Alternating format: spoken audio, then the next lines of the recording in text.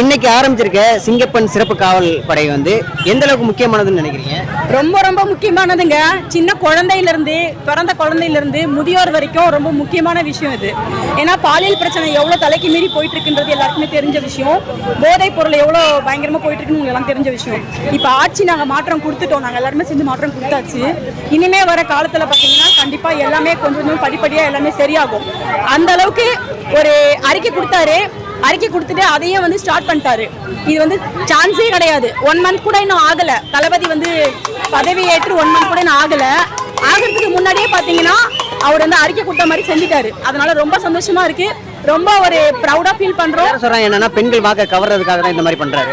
அப்படிலாம் கிடையாது. பெண்கள் வாக்க கவர்றதுக்குன்னா பெண்கள் வந்து நிரந்தரமான ஒரு பாதுகாப்பு தான் எங்களுக்கு வேணும்னு நினைக்கிறோம். பெண்களுடைய பாதுகாப்பு முக்கியத்துவம் கொடுக்குறாரு. பெண்களுக்கு பாதுகாப்பு எங்களுக்கு வேணும்னு நாங்கள் நினைக்கிறோம். எந்த ஒரு அரசியல் கட்சியிலும் எந்த ஒரு தலைவரும் இந்த மாதிரி எதுவுமே பண்ணதும் கிடையாது, நடத்தினதும் கிடையாது. அவர் வந்திருக்காரு, செய்யறேன்னு சொல்லியிருக்காரு, இப்போ அதை பண்ணியிருக்காரு. கண்டிப்பா வந்து நாங்கள் ரொம்ப நம்புறோம். நிரந்தரமான முதலமைச்சரும் அவர் தான். இந்த மாதிரி யாருமே கிடையாது. மற்றவங்களாம் என்ன சொல்றாங்க அப்படின்னா, விஜய் அவர்கள் ஒரு கவர்ச்சியில வாக்கு வாங்கி ஜெயிச்சாரு, அவர் கவர்ச்சியால வந்த முதல்வர் அப்படிங்கிற மாதிரி. அவங்களுக்கு வேற வழி இல்லை இல்லையா? வேற அப்படிதான் சொல்ல முடியும். வேற விமர்சனம் இப்படிதான் பண்ண முடியும். வேற என்ன பண்ண முடியும் அவங்களால? அவங்க என்ன கிழிச்சாங்க? 75 வருஷம் 55 வருஷம் என்ன கிழிச்சாங்க? ஃபர்ஸ்ட் நான் கேட்குறேன். ஒண்ணுமே பண்ண முடியல அவங்களால. ஒண்ணுமே பண்ண முடியாம இருக்கிறதுனால இப்படி சொல்லிதான் அவங்க விமர்சனம் பண்ணி தான் ஆகணும். வேற வழி இல்லை. மக்களே அவங்கள வந்து நிராகரிச்சுட்டாங்க. இத்தனை இடத்துல 108 இடத்துல வந்து ஓட்டு போட்டு ஜெயிக்க வச்சிருக்காங்க. மக்களே நிராகரிச்சுட்டாங்க. மற்ற கட்சிக்காரங்க ஆதரவு கொடுத்து இன்னைக்கு தலைவரா முதலமைச்சரா உட்கார்ந்துட்டாரு. 4 சீட்டு வருமா 5 சீட்டு வருமானு சொன்னவங்க இன்னைக்கு முதலமைச்சரா உட்கார்ந்துருக்காருன்றது எவ்வளவு பெரிய விஷயம். அது மக்களால வந்து முடிவு பண்ண விஷயம். அதனால வந்து எந்த ஒரு மக்கள் தான் தேர்ந்தெடுத்து உட்கார வச்சுட்டாங்க. இதுல கவர்ச்சி அதெல்லாம் வந்து அவங்களுடைய விமர்சனம் வந்து அப்படிதான் இருக்கும். அதெல்லாம் நம்ம தகச்சிட்டு தான் போகணும். விஜய் அவர்கள் சட்டமன்றத்துக்கு வரும்போது கோட் ஷூட் போட்டு வர்றதையே விமர்சிக்கிறாங்க. இது எப்படி பாருங்க? இதுல என்னங்க இருக்கு? கோட் ஷூட் போட்டு வரதுல என்னங்க? எதுக்குங்க விமர்சிக்கணும்? வேஷ்டி, கரைப்படாத வேஷ்டி, பட்டு வேட்டி, பட்டு சட்டை. காலகாலமா அரசியல் தலைவர்கள்லாம் அந்த வேஷ்டி சட்டை தான் முக்கியத்துவம் கொடுக்குறாங்க. அந்த மாதிரி இல்லாம அவங்கள மாதிரி இவர் இல்லாம இவர் புதுமையா இருக்காரு. ஒரு வழக்கறிஞர் எப்படி இருப்பாங்க? ஒரு பிளாக் அண்ட் ஒயிட்ல தான் இருப்பாங்க. ஒரு நீதி வாங்கி கொடுக்கணும்னா நம்மளுடைய குற்றவியல் கோர்ட்ல எல்லாம் பாத்தீங்கன்னா பிளாக் அண்ட் ஒயிட்ல தான் இருப்பாங்க. அந்த அடிப்படையில அவர் அந்த மாதிரி இருக்கலாம். சரிங்களா? அதனால நாங்க அது இல்ல. இப்போ கொளத்தூருக்கு சென்ற நடிகர் சத்யராஜ் அவர்கள் ஸ்டாலின் அவர்கள் தோத்ததுனால கண்ணீர் சிந்தினாரு. கண்டிப்பா நாங்க பார்த்தோம். ஸ்டாலின் அழுதையும் பார்த்தோம், சேகர் பாபா அழுதையும் நாங்க பார்ப்போம். அவர் சத்யராஜ் அதை நான் பார்க்கல, ஆனா பார்த்தோம். இல்ல, எலெக்ஷன் முன்னாடி அவங்க அழுவாங்கன்னு சொல்லி சொன்னாங்க. எல்லாம் கதற போறாங்க அப்படின்னா அப்படிலாம் ஒண்ணு ஆயிடாதுன்னு சொன்னாங்க. இப்ப அவங்க எதுக்கு அழுறாங்க? ஏன் அழுறாங்கன்னு நான் கேட்கிறேன். மக்கள் உங்களை நிராகரிச்சுட்டாங்க, அப்புறம் நீங்க எதுக்கு அழுறீங்க?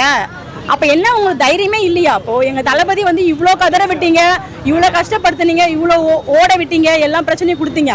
ஆனா ஒரு கெத்தா நின்னாரு. மக்களுடைய வெள்ளத்தை பார்த்தா ஆனந்த கண்ணீர் தான் விட்டாரு தவிர எந்த இடத்துலயும் பயத்தினால அவர் அழவே கிடையாது. இப்ப நீங்க தான் கோலத்தனமா அழுதுட்டு இருக்கீங்க. இதுலயே தெரியுது நீங்க தமிழ்நாட்டுல நடத்துற லட்சணம் என்னன்னு சொல்லிட்டு. இப்போ சீமான் அவர்கள் ஒரு சீட்டு கூட ஜெயிக்கல இருந்து இப்போ விஜய் அவர்களை அவர் இது பண்றாரு. ஏங்க வேற வழி இல்லைங்க. என்னங்க பண்ண முடியும்?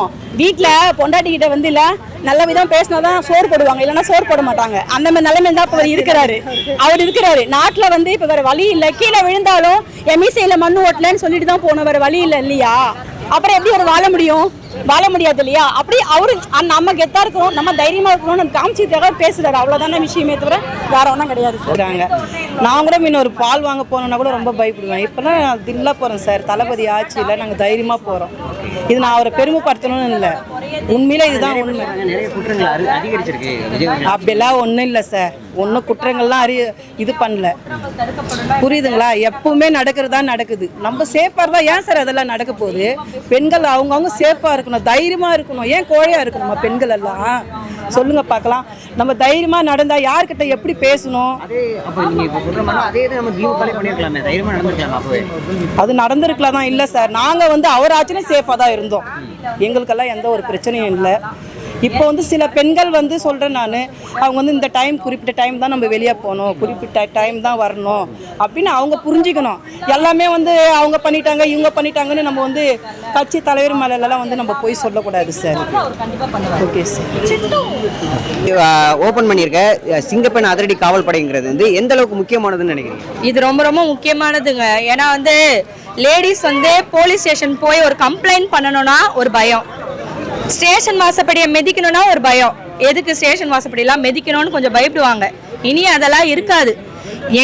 நாங்கள் லேடிஸ் உமன் பிரச்சனையை ஈஸியாக அப்ரோச் பண்ணுறதுக்காக தான் இந்த சிங்கப்பெண் அதிரடி படை. இதனால குற்றங்கள் கம்மியாகும்னு நினைக்கிறீங்களா? ஏன்னா பொதுவாகவே பெண் காவலரும் இருக்கிறாங்க. அப்படிங்கிற போது சிறப்பாக ஒரு இதை கொண்டு வந்ததுனால குற்றங்கள் கம்மியாகும்னு நினைக்கிறேன். ஆமாங்க, கண்டிப்பாக கம்மியாகும். ஏன்னா ஒரு வெக்கப்பட்டுக்கிட்டு ஒரு கூச்சப்பட்டுக்கிட்டு வெளியில சொல்ல முடியாத விஷயத்த கூட இனிமே அவங்கள நாடி நாங்க சொல்லுவோம், அவங்க கிட்ட எல்லாத்தையுமே அப்ரோச் பண்ணுவோம். அப்படி இருக்கும்போது குற்றங்கள்லாம் வந்து கம்மியாகும், கண்டிப்பா கம்மியாகும். எதிர்கட்சிகள் என்ன சொல்றாங்க அப்படின்னா, பெண்களை கவர்றதுக்காக இந்த திட்டத்தை கொண்டு வந்திருக்காரு அப்படிங்கிறவங்க. பெண்கள் தானங்க இங்க, பெண்கள் இல்லாம எல்லாரும் வந்துட்டாங்களா? பெண்கள் தானே ஃபர்ஸ்ட். பெண்கள் இல்லாம ஒரு உயிர் வந்துருச்சா? பெண்களை கவர்றதுனா என்னது? என்ன கவர்ச்சி? ஒண்ணுமே இல்லையே. இருக்கட்டும், பாதுகாப்பு இருக்கட்டும். ஏன்னா பெண்களுக்காக, பெண்களோட பாதுகாப்புக்காக தாங்க அவர் மெயினா வந்திருக்காரு. அப்ப பெண்கள் கவர்ச்சிக்காக இருக்கட்டும். இல்ல பொதுவாக என்ன சொல்றாங்கன்னா, விஜய் ஒரு கவர்ச்சியில ஜெயிச்சாரு அப்படிங்கிற மாதிரி. சரி, மகளிர் உரிமை தொகையெல்லாம் கொடுக்குறாங்களா? அது எந்த கவர்ச்சிக்காக கொடுக்குறாங்க? வாக்குக்காகவா இல்லை வேற எதுக்காக? எல்லாரும் தான் சொல்லியிருக்காங்க மகளிர் உரிமை தொகை கொடுக்குறோன்னு. எலெக்ஷனுக்கு முன்னாடியே சொல்றாங்க. ஒருத்தர் 2000 ரூபாய்னாங்க, ஒரு 2500 ரூபாய்னாங்க, அப்புறம் 1000 ரூபாய் சொல்லியிருக்காங்க. இவங்களாம் எதுக்காக? கவர்ச்சிக்காக பேசினாங்க. அவங்களாம் எதுக்காக? வாக்குக்காக தானே சொன்னாங்க. கவர்ச்சி பெண்கள் ஓட்டு அவங்களுக்கு வேண்டாமா? பெண்கள் இல்லாம ஜெயிச்சிருவாங்க. வந்துட்டாரா நம்ம விஜய் சார்? இருக்கட்டும்ங்க. அவர் பால் வெளியிற குழந்தை மாதிரி இருக்கு அவரோட முகமே.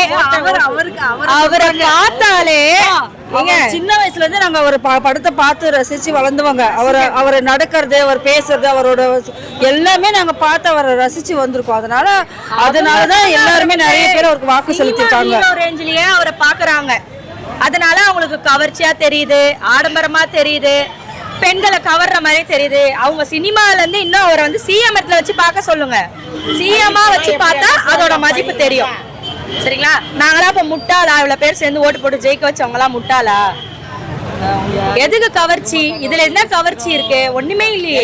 கூட போடுற சகோதரன் தான் நினைக்கிறேன். அதெல்லாம் ஒரு சிஎம் அண்ணன் ரொம்ப சந்தோஷம் தான். நான் ஒரு பக்கம் ரொம்ப வருத்தப்படுறேன், மிஸ் பண்றேன் ரொம்ப. அவரை மிஸ் பண்றோம் நாங்க. அந்த ஒரு பழைய இது இல்ல, எங்கேயோ தூரம் போன மாதிரி இருக்கு. பரவாயில்ல, அவர் நல்லது பண்றதுக்கு, நாட்டுக்கு நல்லது பண்ண யாராவது ஒருத்தர் கடவுள் வந்து அனுப்புவாங்க. அந்த மாதிரி நாங்க நினைச்சுக்கிறோம். அவ்வளவுதான். கடவுளோட ரூபா அவரு. மிக்க நன்றிக்கா. தேங்க்யூ.